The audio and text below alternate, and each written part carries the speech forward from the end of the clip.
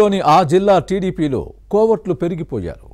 ప్రత్యర్థులకు అధికార సమాచారం చేరవేసే మోతగాళ్లు ఎక్కువైపోయారు. ఎమ్మెల్యేలు మంత్రుల విషయాలను వైసీపీ నేతలకు చెప్పి కూటమి ప్రభుత్వాన్ని తిట్టించడమే లీకు వీరులు పనిగా పెట్టుకున్నారన్న విమర్శలు వస్తున్నాయి. ఇంటి దొంగను ఈశ్వరుడైనా పట్టలేనట్లు ఆ జిల్లా టీడీపీ సమాచారాన్ని ఫ్యాన్ పార్టీకి చేరవేస్తున్న వారిని గుర్తించడం కూటమి ప్రజా ప్రతినిధులకు కష్టమైందా, లేక లీకు వీరుల విషయం తెలిసినా చర్యలు తీసుకోవడం లేదా? కోవర్టులిచ్చే సమాచారంతో వైసీపీ నేతలు ప్రభుత్వంపై ఆరోపణలు విమర్శలు చేస్తున్నా కౌంటర్ ఇచ్చేవారు కూటమిలో కరువైపోయారా?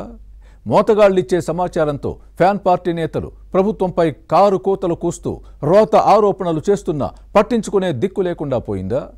ఈ విషయంలో కొందరు నేతలు టీడీపీ అధిష్టానానికి తప్పుడు సమాచారం ఇచ్చి ప్రభుత్వాన్ని పార్టీని భ్రష్టు పట్టిస్తున్నా స్పందన ఎందుకు కరువైపోయింది? నెల్లూరు జిల్లా టీడీపీ నేతల్లో నిర్వేదం పెరిగిపోతోంది. కూటమి ప్రభుత్వం అధికారంలోకి రావడానికి ఎంత కష్టపడినా ప్రయోజనం ఏముందని కొందరు పెదవి విరుస్తుంటే, తెలుగుదేశంలోని కోవర్టులతో పార్టీతో పాటు ప్రభుత్వం ఆయా నియోజకవర్గాల ఎమ్మెల్యేలకు నష్టం జరుగుతోందని మరికొందరి నుంచి ఫిర్యాదులు వెల్లువెత్తుతున్నాయి. టీడీపీ ప్రతిపక్షంలో ఉన్నప్పుడు పార్టీ కార్యకర్తలతో పాటు నేతలకు అందుబాటులో ఉంటామన్న అధినేత చంద్రబాబు, ప్రధాన కార్యదర్శి లోకేష్ గత ఎన్నికల్లో గెలిచిన తర్వాత అందరినీ విస్మరిస్తున్నారనే విమర్శలు వస్తున్నాయి.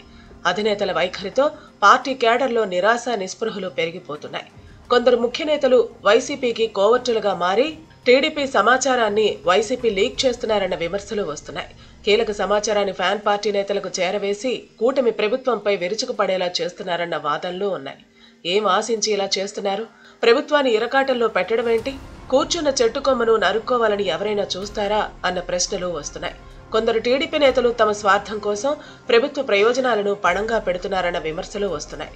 మంత్రులు, ఎమ్మెల్యేలు అంతర్గతంగా చర్చించుకునే రోడ్ల అభివృద్ధి, సాగునీటి ప్రాజెక్టుల నిర్మాణం, పరిశ్రమల ఏర్పాటు, కాంట్రాక్టులు, టెండర్లు వంటి అంశాలను వైసీపీ నేతల దృష్టికి తీసుకువెడుతున్నారు. ఫ్యాన్ పార్టీ లీడర్లు వాటిని పట్టుకుని కూటమి ప్రజాప్రతినిధుల పనుల్లో కమిషన్లు తీసుకుంటున్నారు. కాంట్రాక్టర్లను బెదిరిస్తున్నారని ఆరోపిస్తుండడాన్ని చూసి ఇదేంట్రా బాబు అంటూ మంత్రులు, ఎమ్మెల్యేలు తల పట్టుకుంటున్నారు. తమ చుట్టూ ఉంటున్న వారే ఇలా చేస్తున్నారని అనుకుంటున్నా ఎవరిని వేలెత్తి చూపలేని పరిస్థితి. ఏ చిన్న సమస్య దొరికినా కూటమి ప్రభుత్వంపై విరుచుకుపడాలని వైసీపీ చూస్తోంది. ఉతిక ఆరేయటమే పనిగా పెట్టుకుంది. అసత్య నిరాధార ఆరోపణలతో ప్రజలను తమ వైపు తిప్పుకునే ప్రయత్నాలను ముమ్మరం చేసింది. జనం ఇవాళ జరిగింది రేపు మరిచిపోతారనేది ఫ్యాన్ పార్టీ నేతల భావన.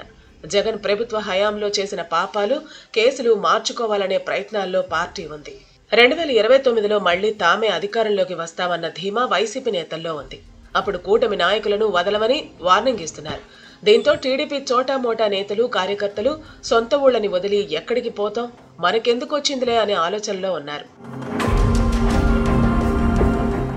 మంత్రి పదవి ఆశిస్తున్న టీడీపీ ప్రజాప్రతినిధి ఇటీవల స్పీడ్ పెంచారు.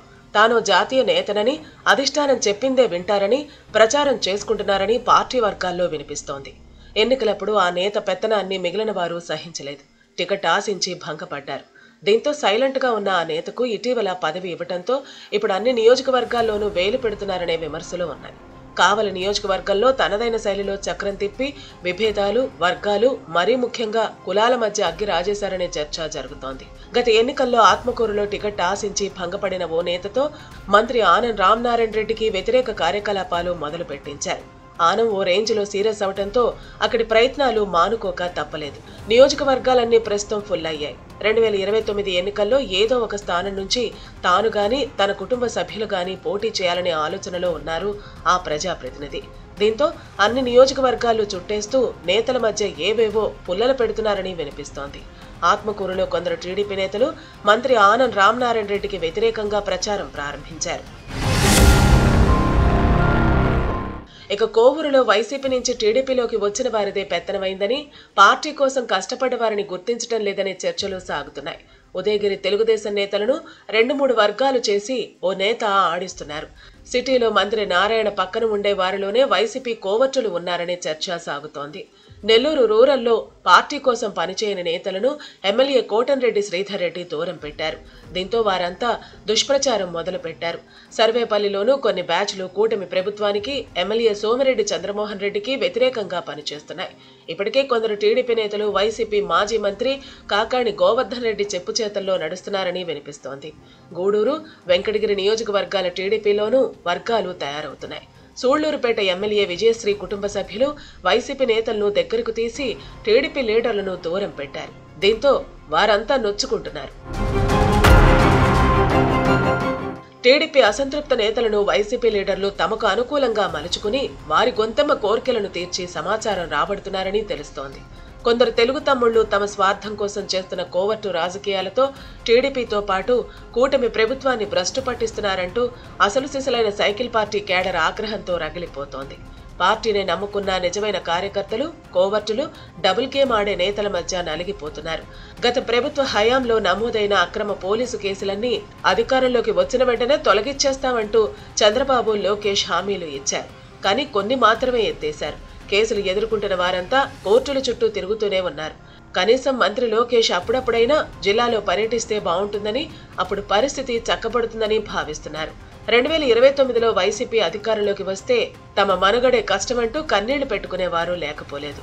మరి టీడీపీ అగ్రనేతలు ఈ పరిస్థితిని ఎలా చక్కదిద్దుతారో, కోవర్టులను ఎలా కట్టడి చేస్తారో, లేదా నిజమైన కార్యకర్తలకు ఎలా న్యాయం చేస్తారో చూడాలి.